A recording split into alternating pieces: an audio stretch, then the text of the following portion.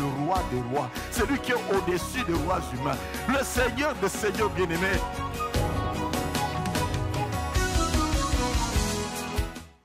Que Dieu soit béni. La fois passée, bien-aimés, nous étions dans le thème que nous avions commencé il y a longtemps. Mais après ces 3 jours qu'on a eu là, j'ai eu la conviction que nous puissions aller vraiment au bout avec ce thème de nos 3 jours de jeûne et prière qu'on a eu ensemble. Veiller et prier afin de ne pas tomber dans la tentation. J'ai vraiment eu à cœur que nous puissions être encore là-dedans afin que ceux-là qui n'ont pas pu être avec nous puissent également se mettre dans le bain. Parce que c'est la fin de l'année. Et nous savons qu'il y a beaucoup de choses qui se font à la fin de l'année. Au-delà des sacrifices, au-delà des accidents, au-delà des suicides, au-delà des règlements de comptes, il y a également beaucoup de tentations, tout un tas de choses, bien-aimés. Et nous devons veiller. Amen. Nous lisons ensemble dans Matthieu chapitre 26. Plus tard, on reviendra, bien-aimés, sur le thème de savoir donner à Dieu. Matthieu chapitre 26, versets 39 à 44. Le contexte, nous le rappelons, c'est Jésus qui vient de terminer de célébrer la communion avec ses disciples, va se retrouver dans le jardin de Gethsémane. Le temps, bien-aimé, est très dur pour lui dans son humanité.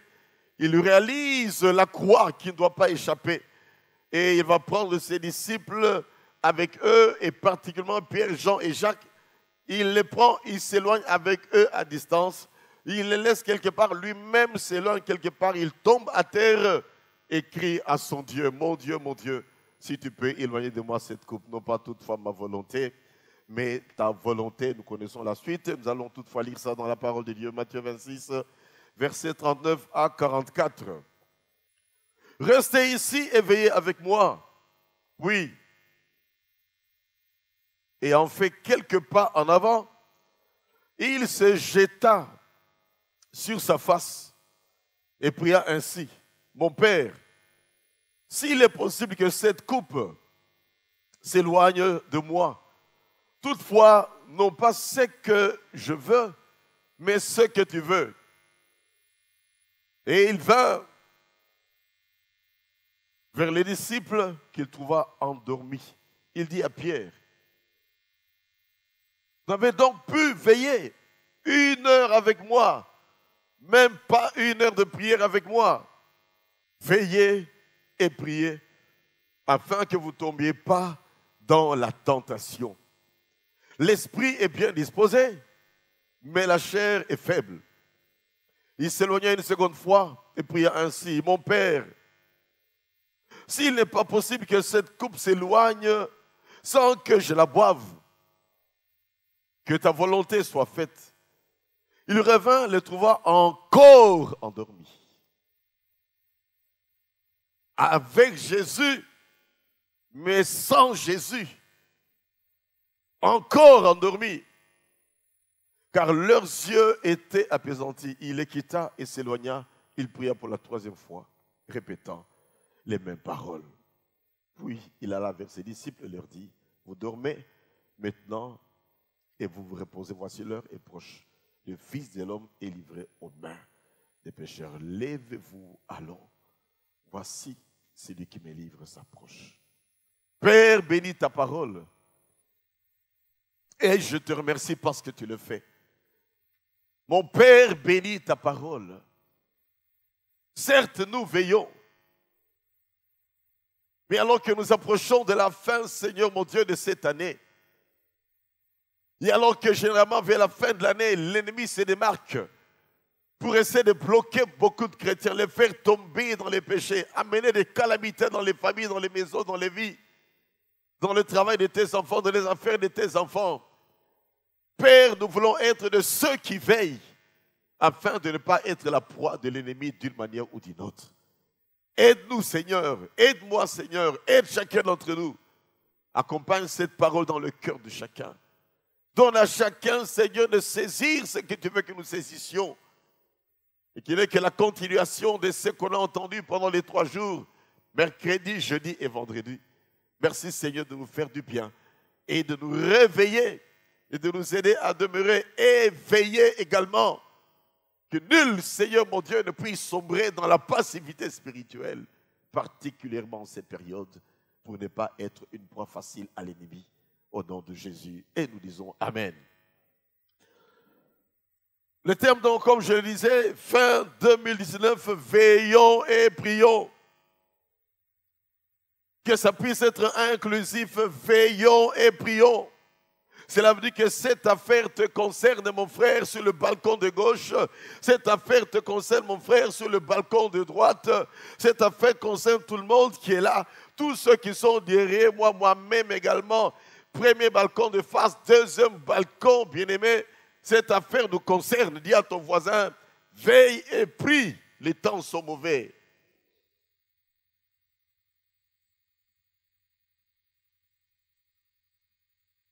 À Gethsémane, à 3 reprises,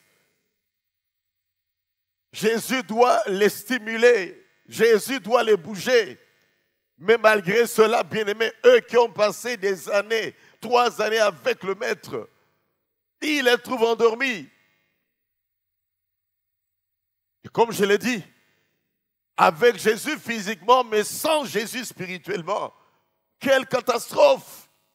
Si eux, qui ont vu le Maître de leurs yeux, si eux ont pu manger avec le Maître, si eux, bien-aimés, pouvaient parler face à face avec le Maître, à peine lorsque quelqu'un dit « j'ai reçu la visitation de Jésus », on le prend pour quelqu'un de super spirituel. Et c'est là où je veux dire ceci, même si on reçoit la visitation de Jésus, ce n'est pas une garantie que le ciel demeure ouvert pour toi. Tu dois veiller. Et du reste, plus on reçoit les révélations du Seigneur, plus on vit la proximité avec le Maître, plus on doit encore veiller. Parce qu'alors, bien-aimés, on est des cibles privilégiées de l'ennemi. Avec Jésus, mais sans Jésus. Avec Jésus physiquement, mais sans Jésus spirituellement. Loyal à Jésus tout au long de ces 3 années, mais déloyal à Jésus à la fin. La fin de toute chose vaut mieux que son commencement. Veillons et prions, afin de ne pas tomber dans la tentation. Veillons et prions. Vous savez que sans la miséricorde du Seigneur, nul parmi nous ne tiendrait. Nul parmi nous n'arriverait à bien achever sa course avec le Seigneur. C'est sa miséricorde, tout est grâce et rien que grâce. C'est pour cela, apprenons à demander à Dieu de nous faire grâce. De manière continuelle, fais-moi grâce, au Dieu.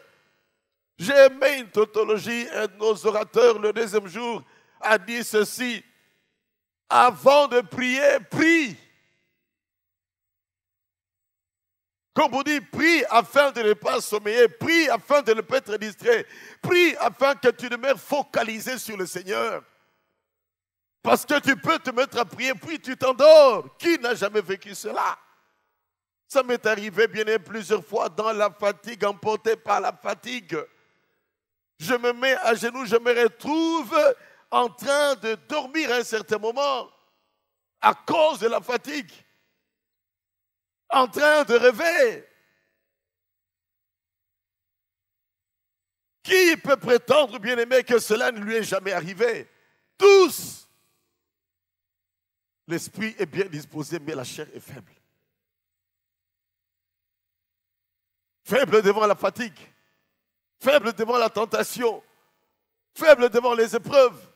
Et c'est pour cela que nous aurons toujours besoin de demander à Dieu la grâce de demeurer dans sa présence, d'être présent dans sa présence, comme vous l'avez également prêché si pas quelqu'un, être présent dans la présence de Dieu. Il y a même un très bon livre qui a été écrit à propos, et ça vaut la peine de pouvoir le lire. Être présent dans la présence de Dieu. Es-tu présent dans la présence de Dieu ce matin, pendant ces moments d'adoration où je pouvais sentir la gloire de Dieu qui descend au milieu de nous? Est-ce que tu l'as vécu? Pour celui qui est présent, il peut se dire, j'ai vécu la gloire de Dieu ce matin. Parce que cette gloire, ce n'est pas des tremblements dans le corps, Cette gloire, ce n'est pas forcément des visions qu'on reçoit.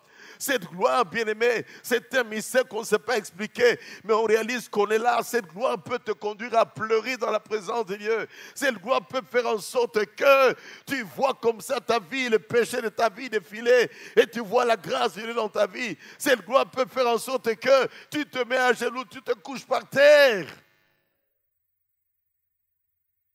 Chacun a sa façon de vivre, bien-aimé, cette gloire de Dieu. Et quand on est présent dans la présence de Dieu, on ne peut que vivre la gloire de Dieu. Le verset 51 de ce texte nous montre que Pierre a coupé l'oreille du souverain, du serviteur, du souverain sacrificateur. Et nous avons tout simplement notre ami Jean qui relève son nom, c'est Malchus. Pierre a eu à couper, bien-aimé, l'oreille de Malchus. Pourquoi est-ce qu'il a eu à le faire? Il n'a pas veillé, il est devenu charnel. Quand on ne veille pas, on ne prie pas, bien-aimé, on devient charnel. Des actions charnelles, des réactions charnelles, des comportements charnels, des langages charnels, des pensées charnelles. C'est ce qui a fait qu'il a coupé.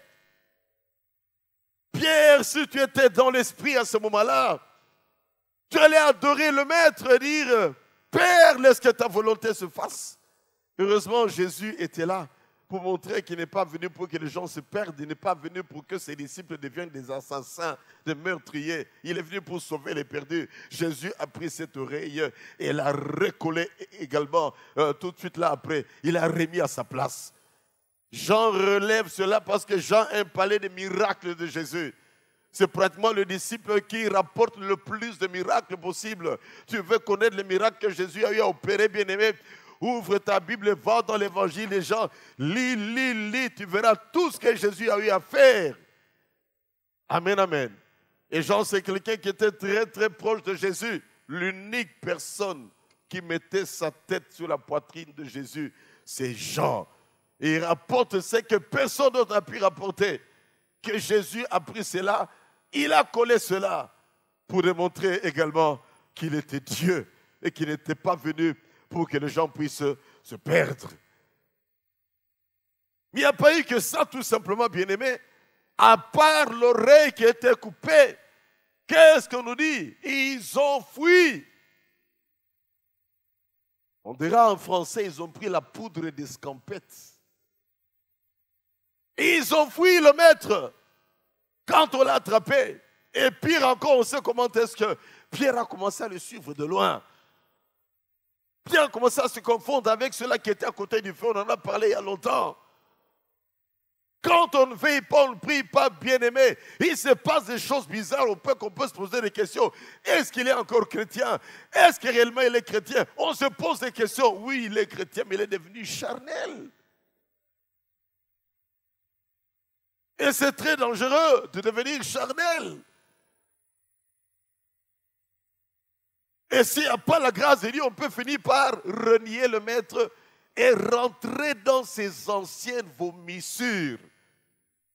Rentrer dans l'alcoolisme, rentrer dans l'impudicité, rentrer dans le fétichisme, aller chercher secours auprès des hommes, se confier en l'homme plus qu'en Dieu.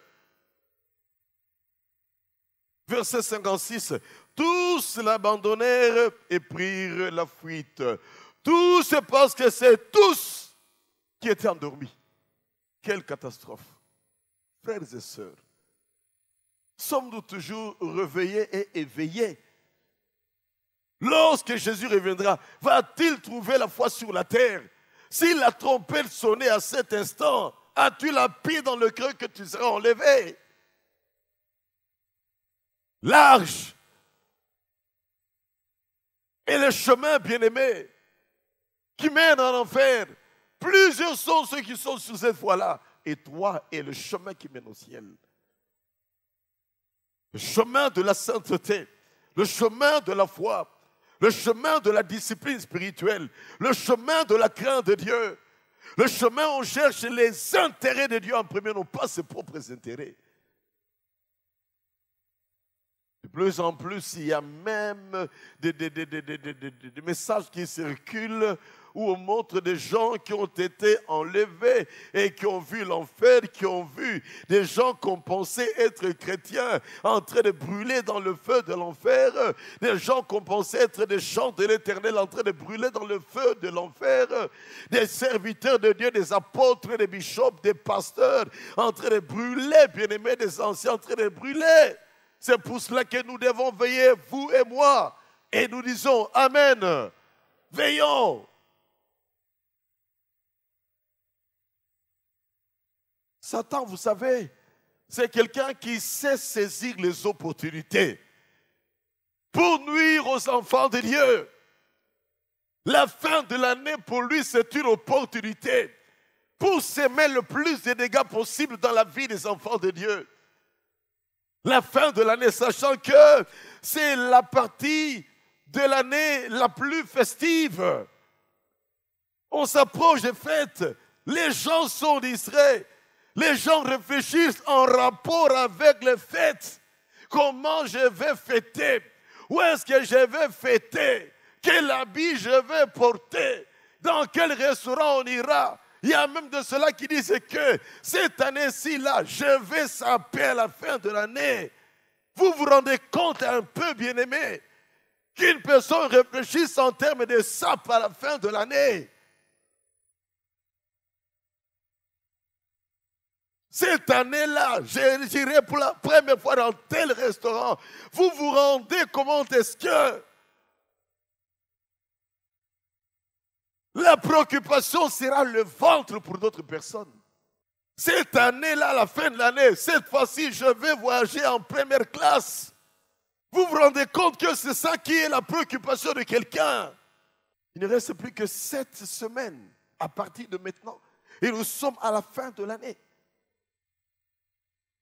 Moi, je pense même qu'en une telle période, les gens devraient se dire, pour le moment là, comment faire afin de tenir ferme? Comment faire afin de garder le cap? Comment faire pour protéger ma famille? Comment faire afin que je puisse être lumière davantage en cette fin de l'année? Comme je l'avais dit, bien-aimé, lorsqu'il y a eu des nominations, j'avais dit ceci. Il ne faudrait pas que les gens commencent à faire des fêtes, je suis nommé, et commencer à planifier, inviter des gens pour manger, boire et danser, jeûner et prier. Par contre, j'avais dit, afin que Dieu vous donne la capacité de bien travailler là où vous êtes nommé et que vous puissiez impacter par votre travail. De la même façon, bien-aimé, ce n'est pas le moment de planifier tout un tas de choses, bien-aimés, mondaines et qui n'ont pas la gloire de Dieu. Mais comment gagner les âmes pendant cette période? Comment garder le cap pendant cette période? Comment est-ce que je peux demeurer modèle pendant? Comment est-ce que je peux résister? Discernez par où l'ennemi aime vous attaquer. Comment vais-je boucher telle brèche qui est dans ma vie? Il y a de ceux qui se disent, fin de l'année, je passerai la journée, la nuit du 31 décembre au 1er janvier dans un hôtel. Ils se décident à cela. Avec une fille quelque part, une concubine, une copine, avec son copain. Nous irons dans tel hôtel, prépare-toi bien. On doit. Je le dis, bien-aimé, parce que dans le vieux temps, nous également, on se disait 31 décembre, Nakobeta Bok. 31 décembre. Et j'ai encore un très, très mauvais vieux souvenir, bien-aimé. C'était en 1979, avant de connaître le Seigneur, où j'ai dû passer la nuit du 31 décembre au 1er janvier 1980 avec une bouteille de martini. Vous vous rendez compte un peu? Saoul, seul à la maison, loin de ce pays. Tout le monde était sorti, resté seul. Quelle catastrophe! Tu te saoules le lendemain, tu te poses des questions. Qu'est-ce que je fais? Ça m'a avancé à quoi? Les tentations, bien-aimées, de fin d'année sont énormes. Il y en a plein. Le tentateur rôde comme un lion rugissant, cherchant qui il va dévorer. 1 Pierre 5, verset 8. Le tentateur est un professionnel dans la tentation. Je vais plus parler de la tentation.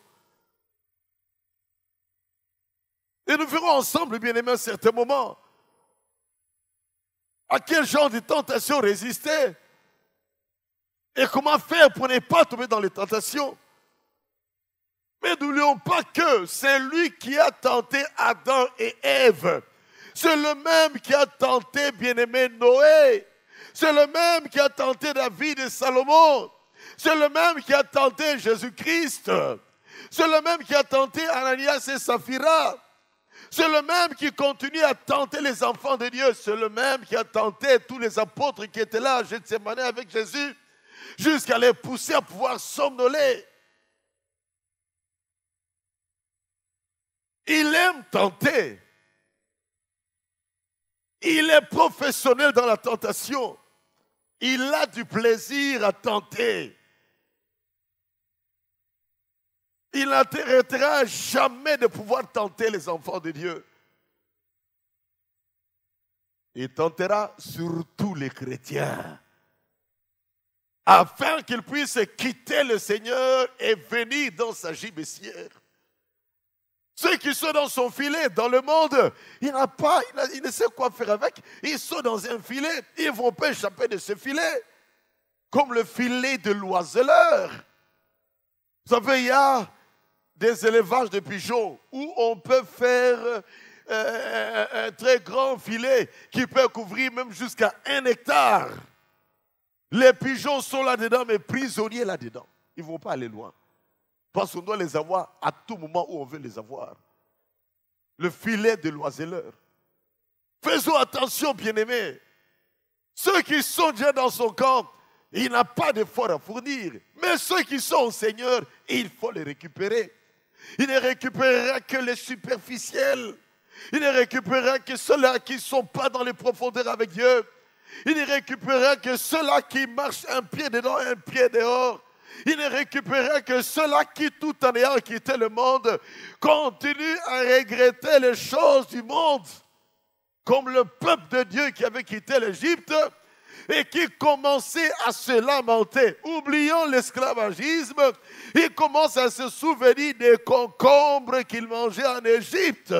Le concombre là que nous mangeons ici, là. Vous vous rendez compte un peu? Ce truc-là plein d'eau et d'un peu d'antioxydants.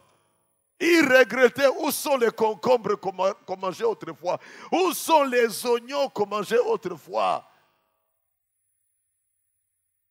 Pourquoi nous as-tu amenés dans ce désert, Moïse, pour venir souffrir? Oubliant que la souffrance de l'Égypte était pire que ça, qu'il n'avait pas la liberté. Dis à ton voisin, ne tombe pas dans les pièges du diable. Quelles sont les tentations auxquelles il faut résister? Comme je le disais, bien-aimé, il y a les tentations à pouvoir paraître. Qu'on voit que moi aussi je peux. Tentation organiser des choses par des endettements. Et cela peut pousser à voler, à détourner. Et je suis convaincu que dans cette période, beaucoup de caisses d'entreprises, de l'État et autres souffrent. On traficote les documents, on falsifie les documents. Les fausses déclarations, bien-aimés, s'amplifient en ces temps-ci. Et même des gens qui vont dans une mission sans autorisation. Je suis venu contrôler vos documents. Où est l'ordre de mission? Il n'y en a pas. Tout ça pour qu'après on puisse lui donner quelque chose. Ou carrément des faux documents qui ne viennent pas de manière officielle qu'on a fabriqués. Voler, détourner, afin de pouvoir fêter. Tentation de se replonger dans l'alcoolisme. Tentation de chercher des accoutrements au-delà des moyens que l'on a. Tentation de retomber dans l'impudicité. Tentation de dépenser sans contrôle. Mes frères et mes sœurs, pensons toujours au lendemain. Soyons suffisamment responsables en ces temps festifs qui sont en train d'approcher. C'est toujours malheureux de voir les gens qui ont fait des dépenses, et quelques temps après, biloko ya kolia exaté. On n'a pas de quoi manger. On a dépensé dans les fêtes, on a acheté des habits, on commence à s'endetter. Laisse-moi vous dire ceci, bien-aimé. À s'habituer à s'endetter, on est en train de brader sa personnalité. Évitez cela dans votre vie. Et qu'on ne puisse pas vous catégoriser comme quelqu'un qui est spécialisé en endettement. Jusqu'à ce que les gens commencent à t'éviter parce que c'est pour endetter. Jusqu'à ce que tes coups de fil, on ne les reçoit pas. Beaucoup de coups de fil vont circuler dans cette période-ci. Et les gens savent que tel, il m'appelle, je sais que c'est pour ça, il ne te répond pas. Et après, tu vas le traiter de quelqu'un de méchant, il n'est pas gentil, il ne répond pas à tes coups de fil. Il sait déjà comment tu vas commencer et où est-ce que tu vas aboutir. Dépense sans contrôle, cela est anormal. Soyons des bons gestionnaires de ce que Dieu nous a donné. Certains même vont prendre leur propre voiture, bien-aimés, donner à un chauffeur, rôder même un tout petit peu, et puis voyez si tu peux ramasser quelques clients et me rapporter un peu d'argent. Tentation de faire les œuvres de la chair, commettre les œuvres de la chair. Galates 5, chapitre 5, versets 19 à 21. La débauche, les dérèglements. J'ai appris que de plus en plus, même à Kinshasa, il y a des réseaux de débauche. J'étais surpris. Des maisons de débauche organisées. J'étais surpris. Je me disais, mais ces choses-là, je pensais que c'est seulement à l'étranger. Même ici également, ces choses-là, c'est grave, mais ça ne m'étonne pas. Parce que dans la fin des temps, les choses iront de mal en pis. Ne sois pas de ceux qui sont dans ce genre de choses. Où tu es chrétien, chrétienne, le dimanche à l'église, tu es là peut-être même pendant la semaine, mais ta vie c'est une vie de débauché. En cette fin d'année, tu es prêt à brader ton corps afin d'avoir de l'argent. C'est la saison des idolâtries. C'est la saison des magies, où les gens vont chez les féticheurs pour essayer d'avoir le plus d'hommes possible qu'elle va amadouer chez les féticheurs, pour avoir cette fille, cette femme qu'il a toujours cherchée chez les féticheurs, afin d'amadouer son chef qui lui donne des missions de service. Trafic occulte. Nous disons ces choses parce qu'il est arrivé à ce que certains enfants de Dieu se mettent dans ces choses-là. Je ne peux pas lire qui tu es exactement. Je ne peux pas te connaître en profondeur, mais Dieu te connaît. Dieu sait comment tu gagnes ta vie. Et si tu es dans l'occultisme, arrête, parce qu'à donner la main au diable, il va t'arracher le bras. Le diable finit toujours par détruire même les plus fidèles de ses serviteurs. Ne sois pas un bien-aimé. Ne sois pas un caméléon à l'église. Où tu es chrétien à l'église et totalement mondé en dehors de l'église. Où tu as un visage apparemment rayonnant à l'église. Et en dehors de l'église, on te connaît comme magouilleur, on te connaît comme corrupteur, on te connaît dans tous les sens pour avoir de l'argent. Prêt à accuser faussement afin d'avoir l'approbation du chef, afin d'avoir une bonne petite enveloppe à la fin de l'année. Tentation d'entrer dans des rivalités, tentation d'entrer dans des querelles, des jalousies à l'extrême, animosité, disputes, division, sectes sont des œuvres de la chair. Tentation d'envie. Envier la femme du prochain, envier l'enfant du prochain, envier le mari d'autrui. Nako zoye kaka. Ata nengeni ata na sambelaka. Mbali fona zoye kaka. Tentation d'être dans les orgies, la luxure. Débordement sexuel, désordre sexuel. Tentation à l'ivrognerie, excès de table. On minimise souvent cette chose-là. On prend cela à la légère. On dit, bon, de toute façon, les excès de table, eh ben, on les met à la fin. Et les choses semblables, on les met à la fin. Alors, c'est pas grave, c'est grave. Parce qu'avec les excès de table, tu peux te bloquer l'estomac.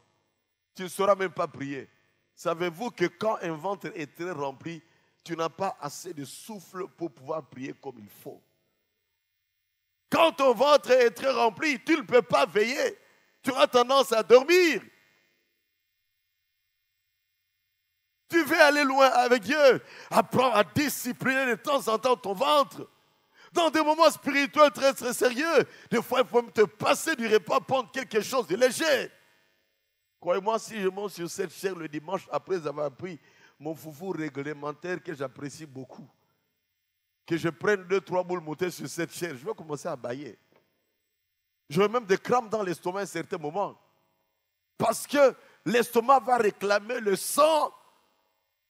Et entre-temps, le cœur veut pomper le sang.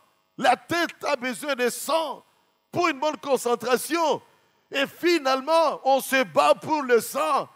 Et ça va me pousser à dormir. Parce qu'en dormant là, le cœur pompe le sang de manière horizontale, ça circule sans problème. C'est pour cela que quand il y a un accident, bien aimé, il ne faut pas tout de suite relever la personne, c'est très dangereux, il va manquer du sang dans sa tête. D'une manière générale, il faut que la personne soit couchée pour que le sang circule facilement, horizontalement, qu'il n'y ait pas assez d'hémorragie et que son cerveau soit suffisamment irrigué par le sang et l'oxygène qui est véhiculé dans le sang. Amen, amen. Excès de table, arrêtez avec ça. Quand on allait dans les fêtes autrefois, il fallait faire une bonne montagne qu'on appelait Kilimandjaro. Et je peux me rappeler certains vieux souvenirs pour lesquels on rigolait, où on pouvait des fois, à la fin d'une retraite, dire on va manger, on verra entre tel encadreur et tel qui peut manger le plus de foufou à la fin d'une retraite. Vous vous rendez compte que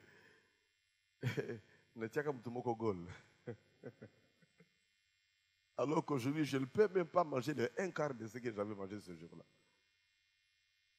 Amen, amen. C'est pour cela qu'on aura toujours à apprendre.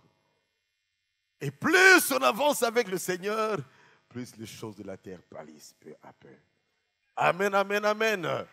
Les excès de table, bien-aimés, c'est le danger en cette fin d'année également. Tentation. Pense autrefois que le bon restaurant, c'est là où on va te donner beaucoup à manger. Non. On donne peu, mais de qualité. Tu entretiens la santé. Et quand tu vas dans une fête, là, on va t'inviter. Ne sois pas produit remarquable par la montagne qui est remplie dans ton assiette. Mange comme il faut, avec respect et peu pensant aux autres. Même si ça va rester, que ça reste. Mais qu'on puisse dire, pas dire que vous savez tel. Vous savez, il prend la parole du salut. Hein? Quel honneur. Tentation dans l'air des concerts. Les frères et les sœurs qui aiment les concerts. Tentation. Grande tentation. Très grande tentation. Toi qui aimes encore te trémousser la hanche. Tentation d'aller dans les concerts. Il y aura beaucoup de concerts. Laisse-les monter dans leurs concerts. Toi, tu es enfant de Dieu. Viens adorer le Seigneur. Et nous disons Amen. Laisse-les monter dans leurs concerts. Même s'ils disent quelquefois, nous aussi nous prions. Mais vous priez quel Dieu? Si c'est le même Dieu, vous auriez abandonné déjà avec cette musique qui ne fait que chercher le plaisir de la chair, parler de l'amour à tort et à travers. Je m'excuse beaucoup, on ne prie pas le même Dieu. Chrétien, Dieu t'attend pour dire non. Dans les fêtes, tu n'es pas obligé de danser la musique mondaine. Quelquefois même dans les mariages, des enfants de Dieu, parole du salut, on leur met un chant mondain et ils commencent à se trémousser. Et pourtant dans le quête, On oublie qu'on est chrétien. On est totalement dans une danse traditionnelle. Faites comme moi, le jour de mon mariage. J'ai dit aux cousines de ma femme, je ne danse pas cette musique-là, désolé. Dans ma famille, je ne danse pas cette musique-là, même si c'est une musique de chez nous. Ce n'est pas parce que c'est de chez nous que c'est plus sain. Non. Dieu n'est pas dans cette musique-là. 1.3, je ne danse pas. Composé par quelqu'un qui a déjà pris de l'autoko, je ne sais pas combien de temps, et qui a composé son chant derrière le feu. Je ne sais pas à quelle heure. Donc l'inspiration, on ne sait pas d'où ça vient. Oh, il faut quand même faire plaisir. Faire plaisir à Satan. Faire plaisir à la chair. Je ne suis pas de cela. Et j'interdis au nom de Jésus. Je ne veux pas te lier les mains et les pieds. Je t'interdis, parole du salut, de te mettre à danser les musiques mondaines dans une fête. Oh, ma parent, n'a pas aussi les cas. Ma parent. Et alors? Tu es là pour satisfaire Dieu ou satisfaire tes parents? Oh, ma belle famille va se fâcher. Tu es là pour satisfaire ta belle famille ou satisfaire Dieu? Quelle est notre identité? Gardons notre casque, le casque du salut. C'est par le casque qu'on peut arriver à identifier, bien-aimé, un militaire et son régiment. Autrefois, nous le savions très bien que lorsqu'on portait des casques noirs, ça c'était les gens de l'auditorat militaire. Jusqu'à aujourd'hui même, je pense, lorsqu'on portait le casque rouge, ça c'était, bien aimé, des parachutistes. Les casques verts, c'était des commandos. Et lorsqu'on portait le gros casque avec une barre ici, on savait que c'était un policier de roulage. Et les fantassins, ils avaient des casques couleur militaire, avec tout simplement la peinture des tenues militaires sur leur casque. Et quand on est général, on est colonel, c'est des képis bien faits là, etc. Le casque du salut, es-tu sauvé? Qu'on voit que tu es chrétien. Amen, amen. Affiche ton casque du salut pendant cette période, bien-aimé. Et pas seulement pendant cette période, mais tous les jours de ta vie. Où que tu passes, que tu puisses influencer. Qu'on voit en toi que tu es chrétien, né de nouveau. Marchons dans la crainte de Dieu. Honorons le Seigneur par notre vie, notre langage, notre accoutrement, notre comportement. Honorons le Seigneur par nos actions, nos réactions. On doit voir que nous sommes chrétiens dans cette fin d'année. L'ivrognerie, les excès de table, les choses semblables. Je parlais des concerts, des danses mondaines, des stupéfiants. Ceux-là qui en prennent en cachette. On ne sait pas que tu penses cela, mais Dieu le sait. Pour malmener les gens au service, tu prends un peu. Je ne le sais pas. Je ne suis pas le Saint-Esprit. Je ne peux scanner, bien-aimé, ton cœur, mais le Saint-Esprit scanne ton cœur. Il te connaît mieux que moi. Je suis limité dans le discernement. Je demande à Dieu la grâce d'avoir un discernement de plus en plus aiguisé. Je demande à Dieu la grâce qui me donne des révélations pour aider les gens, non pas pour les matraquer.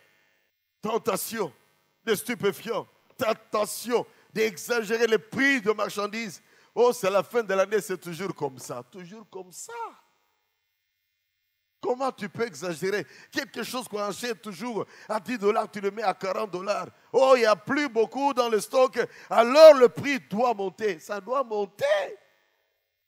C'est la période des dangers. Ou à cause de l'immoralité, une grossesse peut être là. Tenter à pouvoir avorter. Si tu es grosse, tu as été enceinte. Et que ce garçon te fait la pression pour dire tu dois enlever ça avant la fin de l'année. Viens me voir pour qu'on parle ensemble. Tu ne vas pas enlever cela. Je vais te réprimander. Attends-toi à ça. Je ne veux pas te jeter des fleurs. Mais tu ne dois pas non plus tuer. Parce que c'est un meurtre. Et si tu avais enlevé une grossesse, tu t'es caché, viens te révéler. Viens avouer. Et si tu es jeune homme, tu as fait enlever une grossesse à une fille, viens avouer ton forfait. Viens avouer. Sinon, après, on a une vie très compliquée, on ne comprend rien. Mais écoute, il y a des choses que tu as commises, et ces choses sont la source de ton blocage. Tu ne veux pas confesser, tu ne veux pas abandonner, ça va te poursuivre. Il y a un blocage dans ta vie. On va chasser les démons, mais tant que tu n'as pas avoué ce que tu as fait, ça peut prendre beaucoup d'années. Et après, te réveiller en retard. Ce qui était bien avec David, c'est qu'un homme selon le cœur de Dieu se repentait. Seulement, il ne faut pas se repentir pour dire que j'entre dans les cycles de je pêche volontairement, je me repens. Attention, tu peux mourir. C'est la période des suicides, comme je le disais également, où les esprits des suicides tournent. De toute façon, tu pries depuis quand? Ta vie n'avance même pas. À quoi ça sert de vivre? Regarde comment tu es joli. Regarde toutes les qualifications que tu as. Regarde un peu comment tu as fini tes études. Tu ne penses pas que Dieu t'a maudit? Non, Dieu ne maudit jamais personne. Tu ne vois pas que Dieu t'a abandonné? Ne va pas te suicider. N'abandonne pas le Seigneur non plus. Reste à l'église. Marche avec le Seigneur. Ne te suicide pas. Ça ne concerne pas seulement les jeunes filles, mais les jeunes gens également. Ne te suicide pas. Sinon, tu vas directement sur la trajectoire de l'enfer. Tu vas dans les tourments en attendant de te jeter dans les temps de feu parce que tu n'as pas le droit de pouvoir te tuer, te suicider. Plein de tentations en cette fin d'année. Et je pense que chacun se connaît. Chacun sait ce qui lui arrive généralement en fin d'année comme ça. Chacun sait comment il arrive à chuter. Chacun sait ses faiblesses. Comment on arrive à l'emporter, à l'emballer, à le traîner par des habits comme une brebis qu'on amène à la boucherie. Comme une poule devant laquelle on est en train de jeter, bien aimé, des brins de riz, des grains de riz, jusque dans le poulailler. Quand il entre, on entre au feu, l'apôtre, on attrape la poule. Et ils savent que tu aimes trop l'argent, ils vont te tenter avec de l'argent. Afin de t'attirer à refaire les mêmes choses que vous faisiez autrefois. Ce jeune homme-là que tu as abandonné, tu as avoué au serviteur de Dieu que je l'ai abandonné. Pendant que lui, il est déterminé pour dire qu'avant la fin de cette année, je dois la cuire encore. Si tu ne veilles pas, il connaît tes faiblesses. Si tu ne veilles pas par tes faiblesses, il t'aura. Comment veiller? C'est notre deuxième point de ce message. Comment veiller? Il y a tellement de choses que l'on peut dire sur ça, bien-aimé. On va essayer de prendre certains éléments. Et peut-être qu'on continuera la fois prochaine. Premièrement, bien-aimé, il faut être déterminé à ne pas tomber. La détermination. Amen, amen. Je sais en qui j'ai cru. Je sais que c'est un temps difficile. Je sais que j'ai de la peine à résister à tel. Je suis déterminé à ne pas me laisser faire. Dans tes pensées, tu dis, je suis déterminé. Dans ta bouche, tu dis, je suis déterminé. Que tout ce qui est juste, que tout ce qui est louable, que tout ce qui est digne d'approbation, que tout ce qui est glorieux soit l'objet de tes pensées. Car l'homme est tel que sont ses pensées. Nos pensées, c'est ce que nous exprimons par notre bouche. Et quand on a libéré par notre bouche, on finit par faire cela. Si tu oses dire, ah, il m'a tellement trop dérangé, ne fût-ce qu'une fois, attends, balamoko, t'es grand peu libéré là. Hein? Attends, balamoko. J'ai déjà reçu une fille dans cette église, Balamoko Sida Perzokango. On avait prié, puis je n'ai plus revu, ça fait presque 18 ans ou 19 ans. Kakambalamoko. C'est laissé tenter une seule fois. Faites attention à ces gens qui te disent, comment se fait-il qu'à 36 ans, tu ne connais pas une fille? Comment se fait-il qu'à 39 ans, tu ne connais pas de garçons? Mais en fait, toi, tu es foutu. Qu'est-ce que tu feras dans le mariage? On doit t'entraîner dans le péché en enfer. Résiste, tiens ferme. Sois déterminé à ne pas tomber dans le péché. La détermination est capitale. Même Paul dit à Timothée, dans 1 Timothée 4, verset 16, veille sur toi-même. Et on ajoute, et sur ton enseignement. Et là, je peux paraphraser disant, veille sur toi-même et sur ton témoignage. Là, c'est la saison où on voit qui est chrétien, qui ne l'est pas.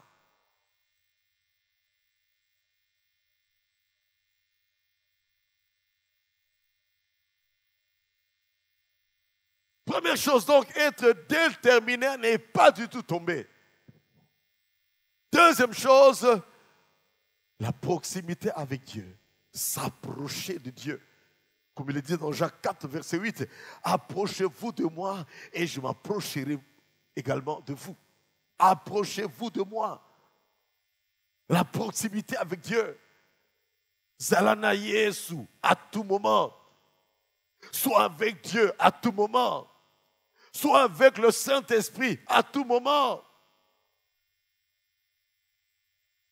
Approchez-vous de Dieu. Il s'approchera de vous. Jacques 4, verset 8. La proximité dans la prière. Priez sans cesse.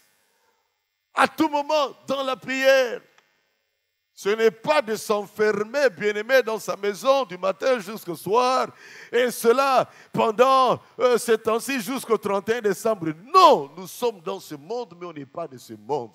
Et dans ce monde, nous sommes appelés à influencer, non pas nous laisser influencer. Je cherche la face de Dieu, mais après avoir été rempli du Saint-Esprit, j'entre victorieusement dans ma journée avec le Seigneur. Et là où je vais, bien-aimé, avec l'Esprit de Dieu sur toi, il y aura quelque chose qui va émaner de toi. Il y aura un rayonnement de l'Esprit qui va émaner de toi. Au point que ces gens vont même de même s'éloigner de toi. Ils auront peur ou honte de dire certaines choses en ta présence. Ils auront peur ou honte de te tenter. Pourquoi? Parce que le Saint-Esprit en toi, bien-aimé, les bloque.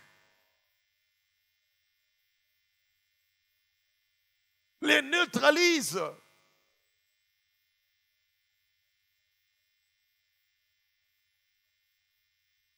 Ils ne savent pas aller au bout de leurs pensées. Et même Dieu peut faire en sorte que les gens sont en train de t'éviter. Ah, il est devenu trop spirituel, lui. Ah, il est devenu trop spirituel. Ah, il est devenu. Nous, on a vécu cela. Et c'est comme ça qu'à cause de la consécration, il y a eu un tri, il y a eu tamisage, des amitiés, tamisage dans les relations. Il y a des gens qui sont partis d'eux-mêmes dans nos relations. On ne les a jamais chassés. Mais ils se disent, hey, inviter Safari discothèque, ça n'ira pas. Ces choses, il a déjà rejeté. Inviter Safari pour telle bêtise, ça, il ne fera jamais.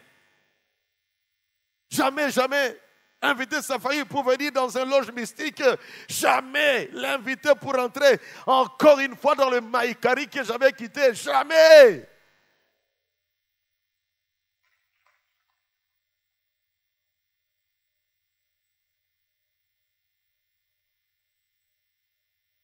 Matthieu 6 nous dit, dans la prière que Jésus avait montré à ses disciples, ne nous laisse pas tomber dans la tentation. Vous vous rendez compte? Père, Jésus, Maître, enseigne-nous à prier. Quand tu pries, voici ce qu'il faut dire, notre Père qui est aux cieux. Et ne nous laisse pas tomber dans la tentation. On n'a pas dit, éloigne de nous la tentation. Non, la tentation viendra toujours. La tentation est une réalité au quotidien dans la vie du chrétien. La tentation sera toujours là à notre porte. Au travail, il y aura la tentation. À l'école, il y aura la tentation. Dans les voyages, il y aura la tentation. Dans les affaires, il y aura la tentation. Où qu'on aille, la tentation sera là. Jésus a dit, priez, ne me laisse pas tomber, soutiens-moi. Aide-moi à tenir ferme dans la tentation. Il ne faut jamais prier, dire, Seigneur, éloigne de moi la tentation. C'est une prière qui n'est pas biblique. C'est une prière qui n'est pas du tout biblique. Il dit, Seigneur, donne-moi la fermeté dans la tentation. Que je sois comme Joseph, devant la femme de Potiphar, où la tentation est là. Tout est là. Mais que je dise non. Amen. Quel est cet homme qui peut le faire aujourd'hui? Combien même parmi nous se dirait, ah, une telle opportunité. Combien ne le diraient pas, bien-aimés? Et qui sont là en train d'écouter ce message?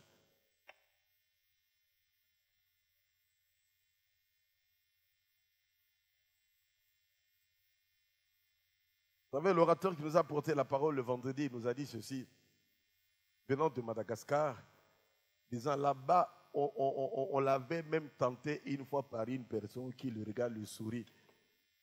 Et après, vous me souriez, vous me connaissez? Ah bien non, mais je te veux. Ah bon? Tu me veux? Pourquoi? Oh, qu'on aille à l'hôtel avec toi. Il dit, ah? Et comme il aime taquiner, lui-même, il a dit, il aime taquiner. Il a dit, bon, on va y aller. Mais c'est toi qui vas payer la chambre, c'est toi qui vas payer la boisson, c'est toi qui vas tout payer. Il dit, ah, mais ce n'est pas comme ça, c'est toi qui dois dépenser. C'est sa façon de pouvoir se débarrasser de cette personne. Il vous a dit qu'un de ses amis qui était parti également là-bas, à Madagascar, lui avait dit, ah, si quelqu'un n'est pas encore passé ici, il ne peut pas dire que j'ai vaincu le monde.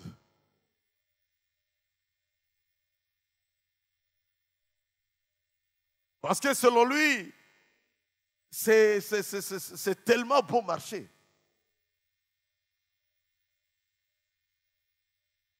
Immoralité.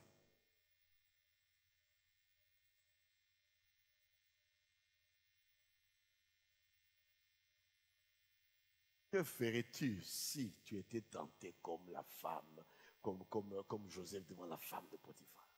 Que ferais-tu?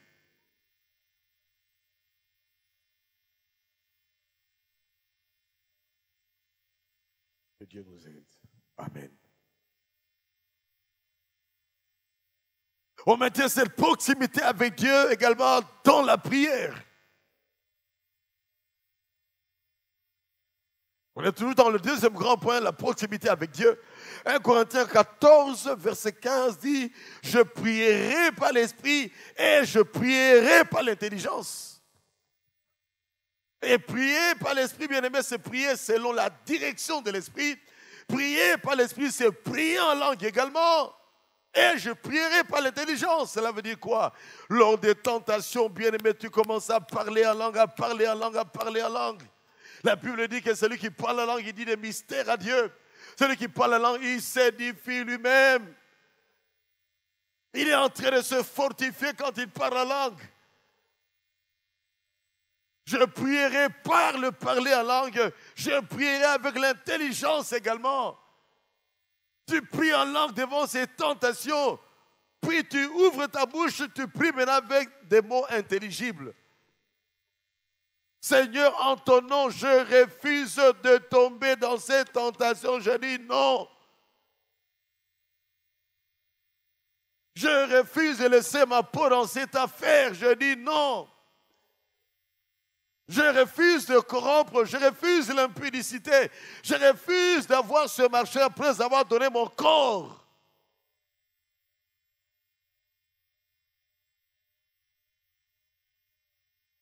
Comme c'est une autre technique qui est de plus en plus utilisée par ces gens de grands grossistes qui veulent quelquefois abuser, bien-aimés, des filles, des femmes qui font les affaires afin de pouvoir maintenant leur accorder des marchés.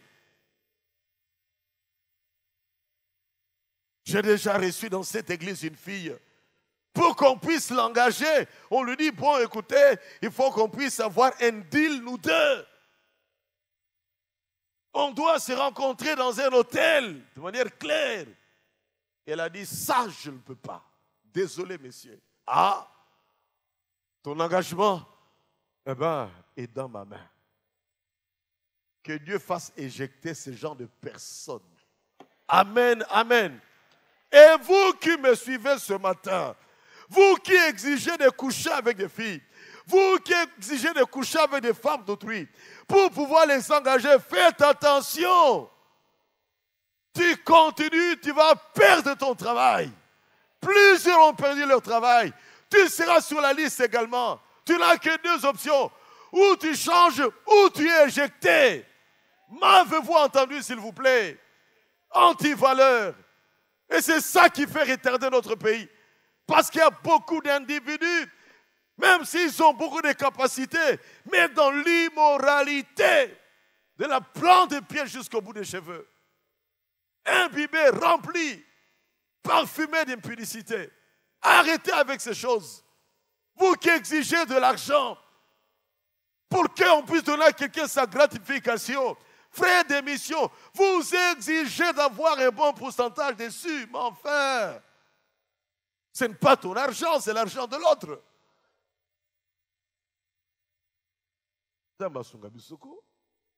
Ah!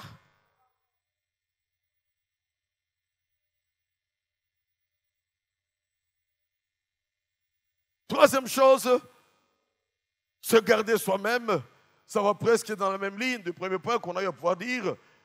L'enfant de Dieu se garde lui-même et le malin ne le touche pas. 1 Jean chapitre 5, verset 18. L'enfant de Dieu se garde et le malin ne va pas le toucher. Quand tu veilles sur toi-même, le malin ne va pas te toucher. Mais quand tu ne veilles pas sur toi-même, le malin va te toucher. Le simple fait que tu vas dans ce concept, tu entres là-bas. L'esprit mondain qui est dans ce concept t'emballe. Le simple fait que tu t'es permis d'aller accompagner quelqu'un qui va épouser une deuxième femme. Tu sais quel esprit il y a là-bas? L'esprit de polygamie. Même si c'est ton oncle. Refuse. Et tu serais étonné de voir après que ces esprits sont entrés en toi. Nous devons savoir que où que nous allions, bien aimés, il y a un esprit qui règne dans ces milieux. Il y a un esprit qui règne. Ces gens d'hommes qui se permettaient d'avoir 3, 4 femmes dans la même maison. Pensez-vous que ces enfants vont être épargnés de la polygamie? On a vu ces choses-là. 4 femmes, 3 femmes dans la même maison. Chambre 1 pour la première, chambre 2 pour la deuxième, chambre 3 pour la troisième. Et vous pensez que ceux qui les sont accompagnés pour aller épouser ces femmes vont être épargnés? Il y a une malédiction qui vont les suivre, leurs enfants, leurs petits-enfants, leurs arrière-petits-enfants, jusqu'à 3, 4 générations. À moins qu'un se lève pour dire, ça doit s'arrêter avec moi. Ça doit s'arrêter avec moi. Dans la prière, la chaîne est coupée, bien-aimé. Une nouvelle vague de bénédiction commence. Une nouvelle saison de bénédiction commence. Amen. L'enfant de Dieu se garde. Et le malin ne va pas du tout le toucher. 1 Corinthiens 10, verset 12. Que celui qui est debout prenne garde afin de ne pas tomber. Tu es debout, prends garde. Au risque de pouvoir tomber. Tu es debout, veille. Pour ne pas tomber. Le diable rôde rugissant. Ces gens, qui il va dévorer?